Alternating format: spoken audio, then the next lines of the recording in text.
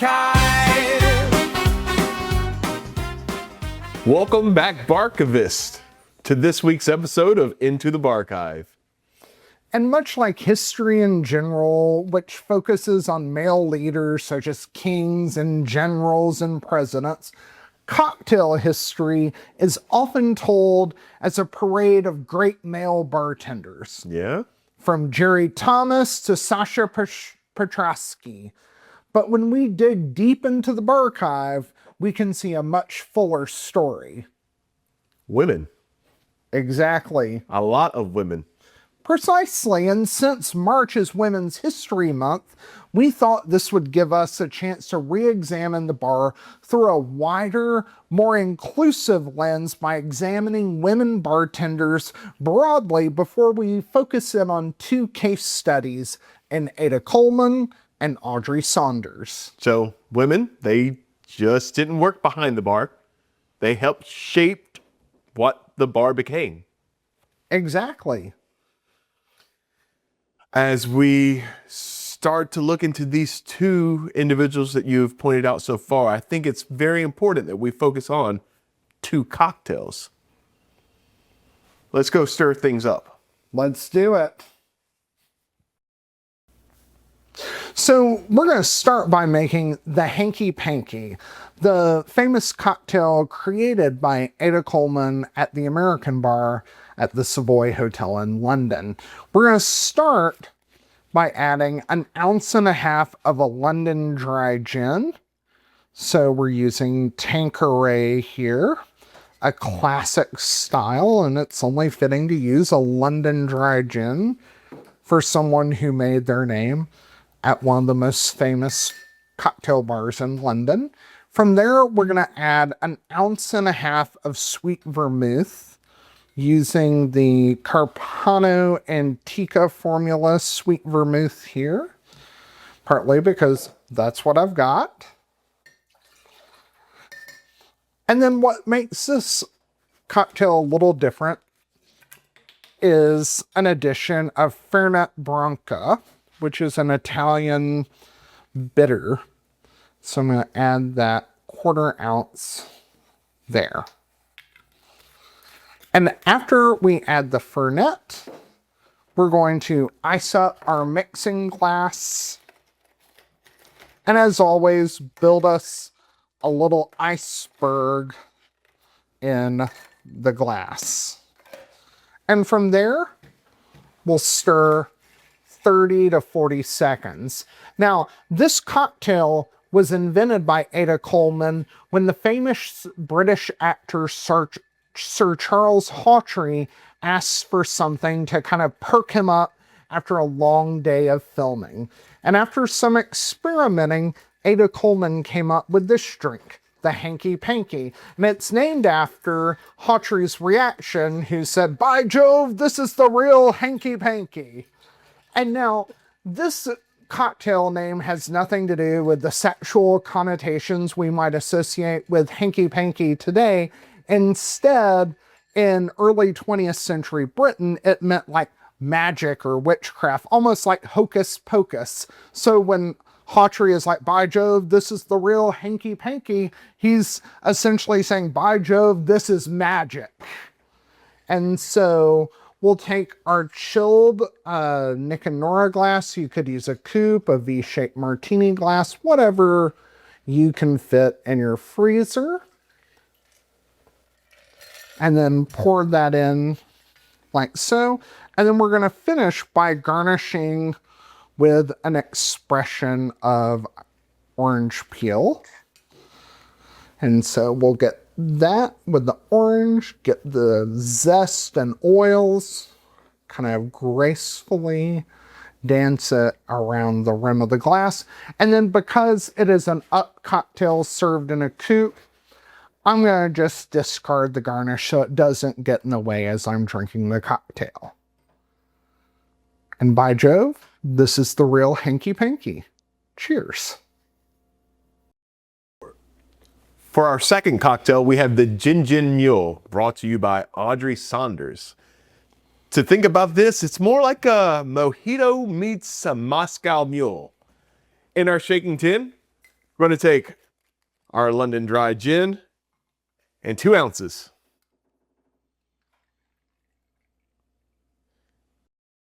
Next ingredient is 1 ounce of mint syrup.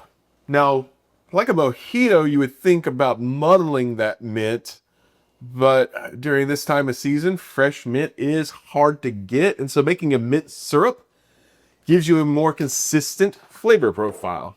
1 ounce into your shaken tin. And now 1 ounce of freshly squeezed lime juice.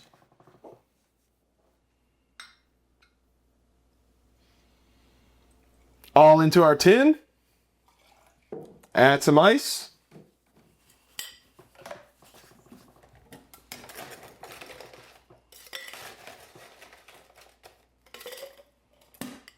Now let's get shaken.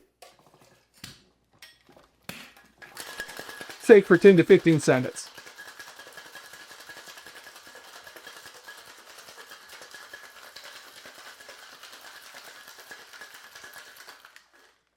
Now that I've shaken that, got enough dilution, and once again, build up that frost on the outside of the tin, crack the tin, and grab us a chilled Collins or highball glass.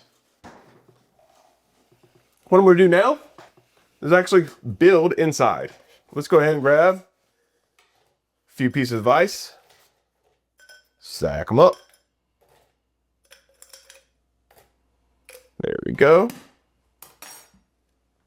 And now strain into. If you were to have used fresh mint in this, you can double strain if you would like, or if you like that extra, some minty flakes in there, feel free to just single strain into it. Now, off to the side of your ice, top with some ginger beer. Fever Tree is going in for us. Smaller format, so we don't waste a large can. And now to garnish, some fresh mint. Give it a little slap, wake it up, get those aromas going. Right into our glass. Put your straw down right next to your mint, but we're not finished just yet. Some candied ginger. Put that on the skewer, a little snack for later, and drop it in. Cheers, our Gin-Gin Mule. Now that we've built the cocktails, let's build the context. Give me some history. Well, when we look at the history of women bartending here in the United States, a lot of times women were barred from bartending. Except maybe for inns or family-run taverns, women were more involved in what we would call bartending when punch service was common. But as we moved to the single-serve cocktail, women kind of lost out in the bar. In contrast, British barmaids were more socially acceptable in pubs and hotels in the UK. But I mean, if you think about the title barmaid itself, that doesn't really convey the same sort of respect for the work that women were doing behind the bars there. No, we've heard the term beer maids before, something like that. It's giving a nod to maybe a different gender being behind the bar, but it's definitely not a name that was provided to a master cocktail artist or a bartender, right? Yeah, and here in the US, when Prohibition happened, bartending as a whole legally evaporated. But in some ways, women used that space as sometimes they would work in speakeasies or they would make cocktails when they were entertaining people in their private homes. So that opened new horizons. Also notably, women as bar patrons became more accepted during the Prohibition era, when you had illegal speakeasies, whereas before Prohibition, it was frowned upon women not just to bartend, but to come to the bar altogether. Yeah, men and women were not fraternizing in the same establishments. They had their own places to go to, tea houses or whatever that might be. Yeah, and what's interesting to me as I was doing the research preparing for this episode is what comes after Prohibition. And what is that? So many states and cities restricted women from bartending as a profession altogether under what were called protective labor laws. And so these were laws that were passed in a variety of states and to limit like the types of work women could do, the hours, the working conditions, making the argument that the state had a compelling interest to like protect women's reproductive capabilities. And so they thought they needed to keep women from bartending to like maintain their virtue and protect them from more of a moral standpoint. And this was done legally through... Well, most states are doing this even into the early 70s. Yeah, so, I mean, pretty recent. It's kind of interesting. In Michigan, they passed a law after World War II that said a woman cannot work in a bar unless she owns the establishment or like her father or husband owns the establishment. And so some female bartenders took the state of Michigan to court. And the U.S. Supreme Court, okay, again, U.S. Supreme Court ruled in Gossert v. Cleary in 1948 that these laws that prohibited women from bartending were in fact constitutional and they did not violate the Equal Protection Clause of the 14th Amendment. So that set a precedent in the late 40s, and so the number of states who had these sort of laws expanded. Like by 1960, 26 of the 50 states had laws that prohibited women from bartending in some capacity. Was this ever re-challenged, or what changed to... Because we see bartenders and women bartenders now. Yeah, so things, of course, began to change with second wave feminism in the late 60s, early 70s. But think about this. Bartending did not become legal in that bastion of traditional conservatism, California, until 1971. And the California Supreme Court ruled against that prohibition in the case Sailor Inn versus Kirby. And kind of a fun little note, Sailor Inn was a topless bar in California, and the owner thought he would make more money if the women served drinks while topless, and that got them in trouble with their version of the ABC at the time. But it was a feminist law clerk for the state Supreme Court that recruited a group of female law students and a female law professor to file an amicus curiae brief, which means friend of the court in Latin, to support the bar. And they made the argument that this law was against the intent and violated the 1964 Civil Rights Act, which said you could not discriminate on the basis of race in public places. And then they had added in a section to the law that said you may not discriminate on the basis of sex either. And so by the early 70s, most of these state laws have really fallen by the wayside. So we've got late 70s, a case that now overturns the original Supreme Court ruling, mainly because other rulings since then have now given race and gender an equality statement inside of the constitutional amendments. Where do we start to see an uprising and or a more prominent, should I say, a more prominent figure of females behind the bar? Well, since that time, women over the decades, since the 70s, have actually become a majority of bartenders in the United States. And female bartenders such as Julie Reiner, Audrey Saunders, Ivy Mix, Lynette Marrero, Jillian Vos, Shannon Mustafer, Julia Mimose, Natasha David, many others that we could name have made significant contributions to the cocktail renaissance. And ongoing conversations about making the bar a far more inclusive space. Yeah, hospitality is a completely different industry if it's only single sex oriented. You have a different experience going to a bar if it's nothing but a male population, whether that be the hosts, the servers, the whatever, compared to going to an establishment that is female based. Maybe they're curated specifically because of that, but going to a bar that has a good representation across the gender, across the race, across, allows for a better experience, because at times different cocktails speak to different genders correctly. Well, or just thinking in inclusive terms about what hospitality in general looks like beyond what's in the glass as well. So what's the space look like? What are the serving rituals? Things like that as well.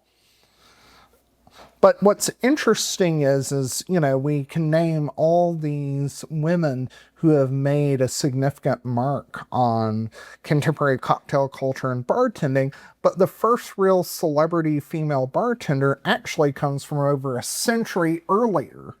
So before all of these weird, horrific laws in the US, we're going overseas. Yeah. So, like I mentioned earlier, in Britain, it was more acceptable for women to be behind the bar, even though they got that title barmaid, which perhaps didn't convey that level of professional respect and things like that. But Ada Coleman, who was affectionately referred to Coley as Coley, kind of made her mark as this first female celebrity bartender. To kind of give you just a quick biography, at age 24, she actually started working in the flower shop at Claridge's, which is like a nice luxury hotel in London. And there she learned the craft of bartending from a wine butler named Fisher. And she quickly picked up on the craft. And by 1903, she had not only moved to the Savoy Hotel and their American bar, but had become the head bartender at the Savoy. So, transitioning from Europe over to the US, head bartender now. This is definitely now pre that 70s, those 70s rulings. Were people coming to the Savoy because it was the Savoy, or did she have a following, like, of individuals that knew of her craft and wanted to follow her craft, much like we would follow a bartender or a chef these days that is doing a pop-up somewhere? Sure. Well, certainly there were a lot of celebrities and important figures who visited the Savoy because it was perhaps the premier hotel in London. But Ada Coleman built up a loyal following based on not only her skillfulness in the craft of the cocktail, but also in terms of her personality and her hospitality.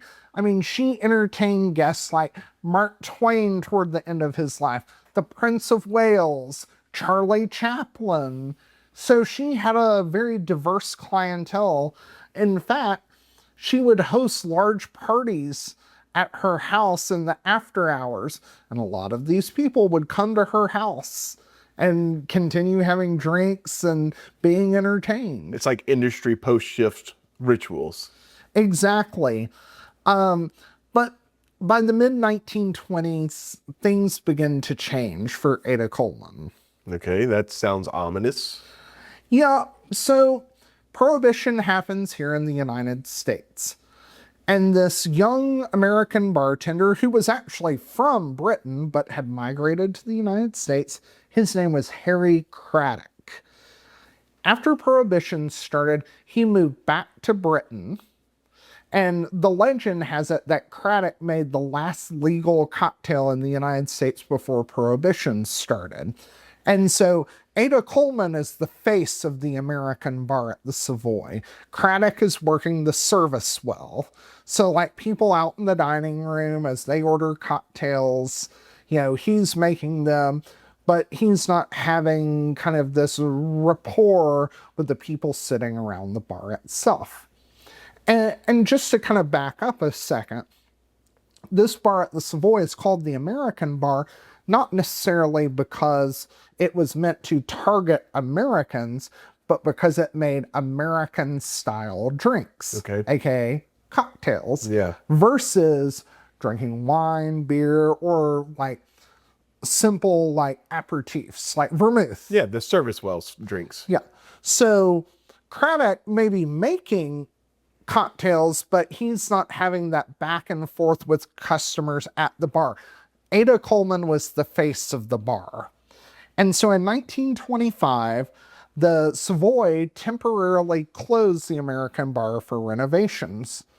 And they announced that Ada Coleman and the other female bartender, Ruth Kitty Burgess, who worked at the Savoy alongside Coleman, they announced essentially both of the women had retired. Okay? And upon reopening after the renovations, Harry Craddock became the new head bartender at the American bar. Okay. And so, although there's no like documentary evidence where we can conclusively prove this, some historians have speculated that Craddock essentially engineered Coleman's departure and kind of forced her into retirement and pushed her out. And there's additional circumstantial evidence that comes in the form of Craddock, who wrote the famous Savoy cocktail book, which came out in 1930. Of all the recipes in that book, the only one that Coleman got credit for was the Hanky Panky. And it's likely that in her 25-year run at the American bar that she invented more than one cocktail. Oh, she definitely had to have made more than one cocktail. But Craddock only gives her credit for one. And not all of his cocktails in that book had the bartender credited who invented it, but it's likely that her contributions were minimized as well. Now, other historians have argued that many of the Americans who were flocking to London during Prohibition would not have accepted a female bartender. Like, they would not have wanted to come and sit around a bar with a female bartender because that was not considered appropriate in American culture.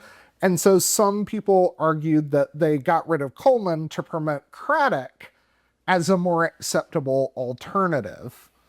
But from there, some stories have Coleman working in the flower shop at the Savoy. Others have her kind of working in her retirement part-time at the Berkeley Hotel, managing the ladies' cloakroom there. And so Coleman died, I believe it was in 1966. She was like 91 years old. But essentially, from 1925 until her death in 1966, had kind of faded into obscurity. And you mentioned her going to this cloakroom.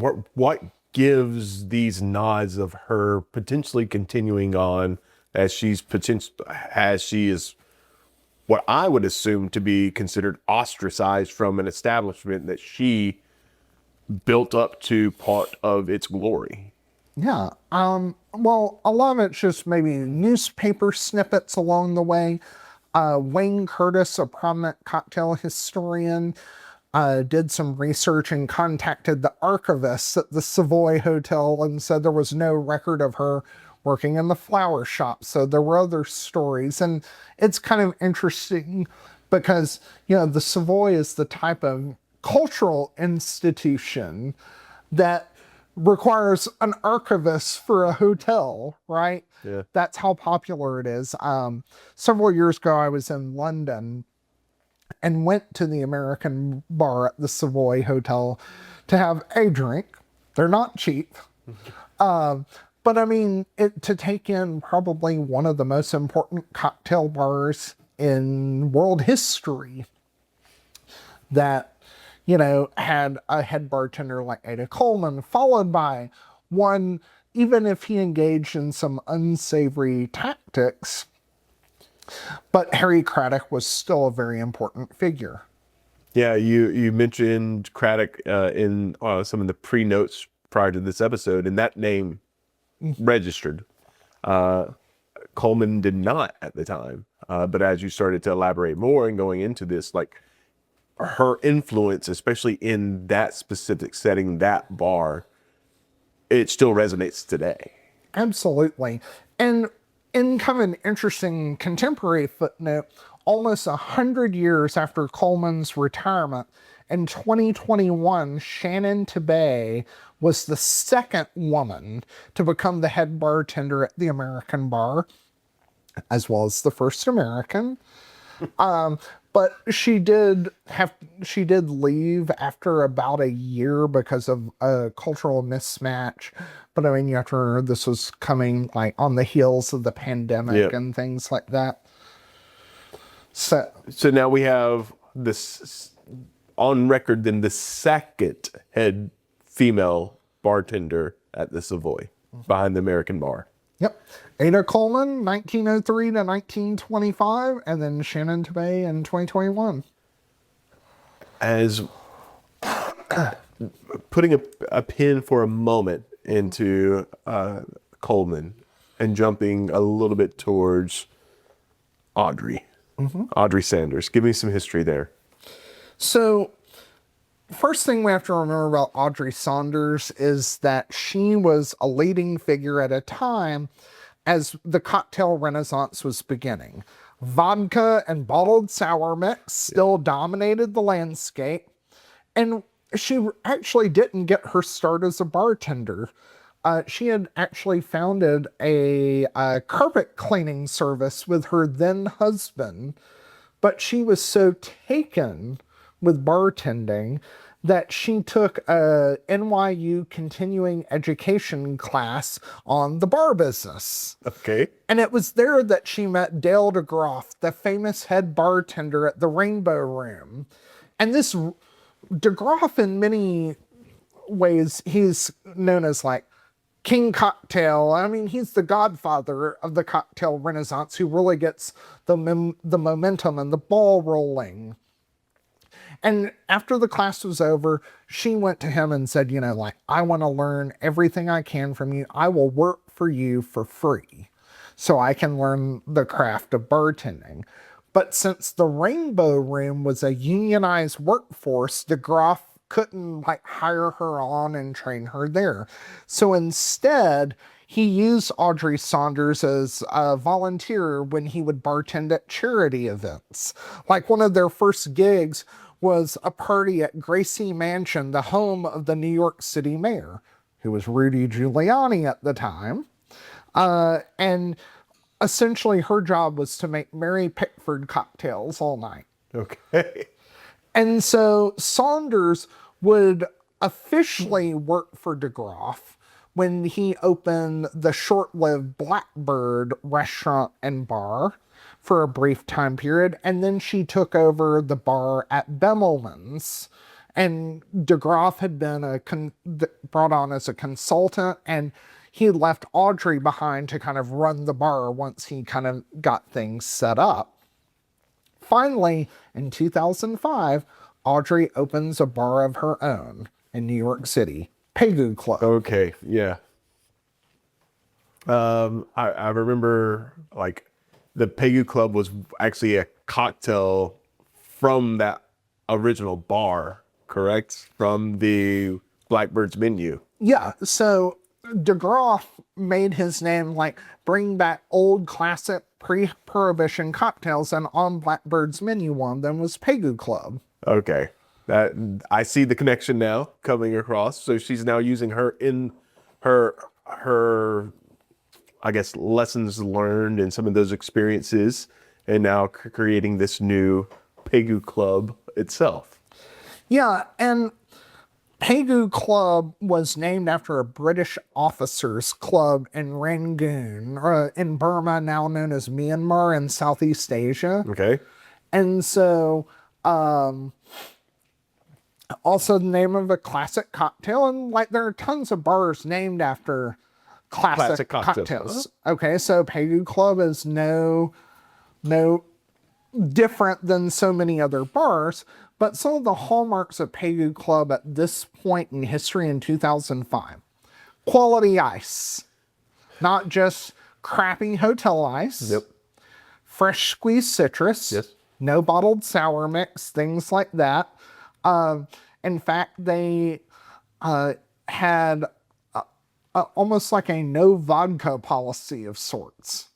So your cocktail, the Gin-Gin Mule, was actually a way for Saunders and her bar team to like get people to like vodka or gin in a more approachable way, because I mean, there were stories where people would come into Pegu Club and say they want vodka or something, and Saunders and her team would say, well, we don't have vodka, but we do have this citrus and botanical flavored vodka we think you would like, aka Gin. And so Saunders was super detail focused. Like her R&D process, she would take a cocktail and make dozens of iterations. Like, oh, need to add a 1/4 ounce more of this, or instead of like the Gin-Gin Mule started with Bombay Sapphire and eventually switched to Tanqueray, as part of her R&D process, because she went through all these iterations to make it perfect. Sounds vaguely familiar to somebody else I know. And I think the other thing that makes Saunders so important to the history of the cocktail renaissance is she helped mentor a generation of star bartenders. Okay? So we've got Toby Maloney, who would go on to found the Violet Hour in Chicago. Phil Ward, who founded the Mezcaleria Mayuel and invented the Oaxaca Old Fashioned, yeah. Yep.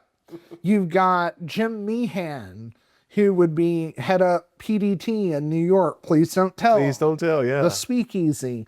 Sam Ross of Milk and Honey and then Attaboy fame. Brian Miller, who would go on to work on the early Death and Company team, and then he invented the Winchester cocktail, which is essentially a gin zombie. Yeah.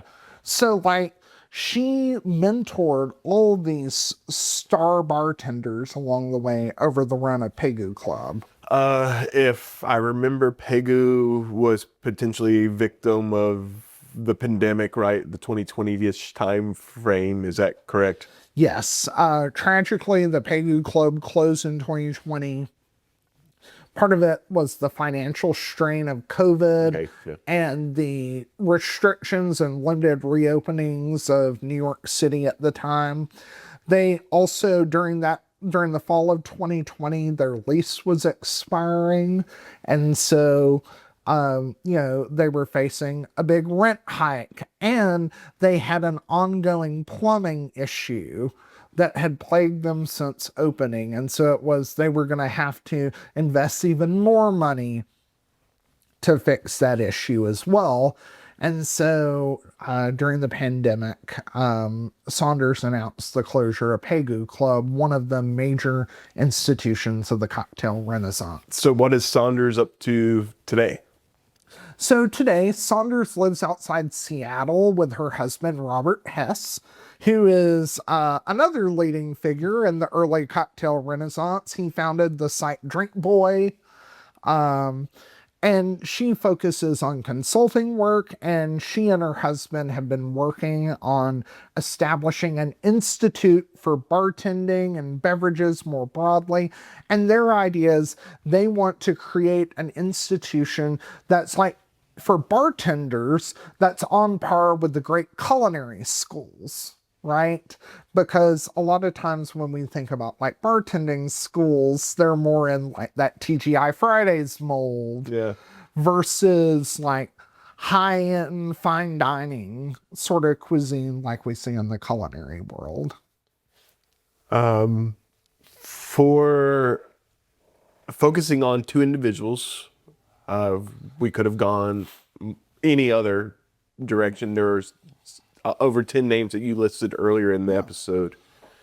What would you say to kind of bring home the Women's History Month about women cocktail artists and bartenders? Sure.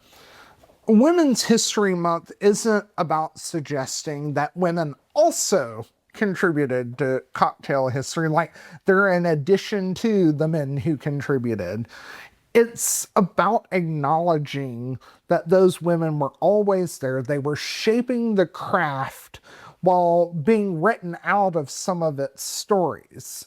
Again, Harry Craddock gets most of the credit and notoriety about the Savoy, but it's Ada Coleman who makes the American Bar and Institution to begin with. Yep. So the archive doesn't just happen, right? The records don't just happen out of nowhere. They are curated. They are there's intentionality behind them. And so sometimes that means for us that we have to go back and pull forward the names that were minimized and say them clearly so people know who those people are. And just a quick aside, I taught at a small liberal arts college in West Virginia. And one of the first classes I taught there was an upper level women's history course. And so it's like, okay, what's this man doing teaching a bunch of, and the class was all female, a bunch of women about women's history. And if you approach it with a sense of humility and like, these are important stories worth telling. And, you know, I think we have to be willing to put those names out there regardless of our gender because they're important to shaping this craft we all care about. That may have been a better way to start this episode, the way that you just presented that. Pulling those names, approaching it with humility, understanding that it's not trying to force a subject, it's just shine a light on something that has been potentially purposefully put into the shadows. Yeah, absolutely. So, in some ways, one of the best ways you can do, or best things you can do is make a Hanky Panky. Or make a Gin-Gin Mule at home. Yeah, order them at a bar if you see them on the menu. And when you do, remember who created them. Ada Coleman, Audrey Saunders, two bartenders who were a century apart, quietly holding the line and moving the whole industry forward.